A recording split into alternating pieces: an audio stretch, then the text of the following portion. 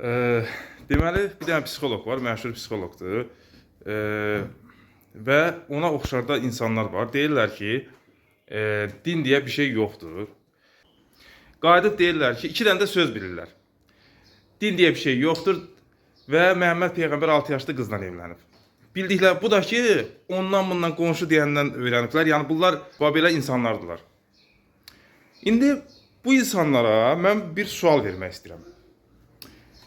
Qayıdıb deyirsən ki, bunlar da niyə dini inkar edirlər? Çünki din bunlara ağır gəlir. Namaz qılmalıdır, oruç tutmalıdır, həyat tərzini dəyişməlidir. Bu yaxşı bilir ki, din var. Amma bunları eləyə bilməyəcək deyə bunu gizlədir. Bunu eləmək istəmir. Qaçır bunlar da bu məsuliyyətdən və başlayır günahı dinə atmağa. Qadir deyir ki, Sultan Süleyman Avropanı alıbdır. Deyirəm, yanındaydın. Sultan Süleyman Avropa alıb. Yox, yanındaydın. Dinmə. Alıbdır və əssalam, bitdi. İndi qayıdıb deyirəm ki, Məhəmməd Peyğəmbər 6 yaşlı qızla evlənməyib. Qayıdır həmin adam mənə deyir ki, yanındaydın. Deyirəm, nətər yəni sən Sultan Süleymanın yanındaydın Avropanı alanda. Sultan Süleymana inanırsan, Məhəmməd Peyğəmbər də tarixdə olub da, sən onun yanında olmamısan. Bəs Məhəmməd Peyğəmbərə niyə iftira atırsan? Sərf eləmir çünki, qardaş.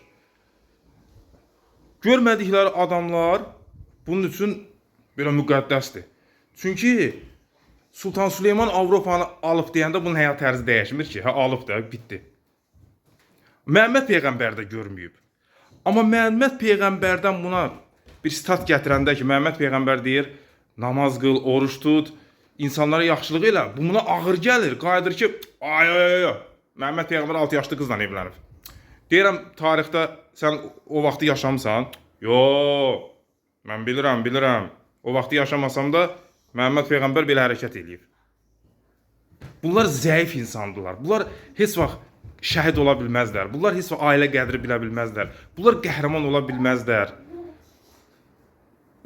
Heç vaxt.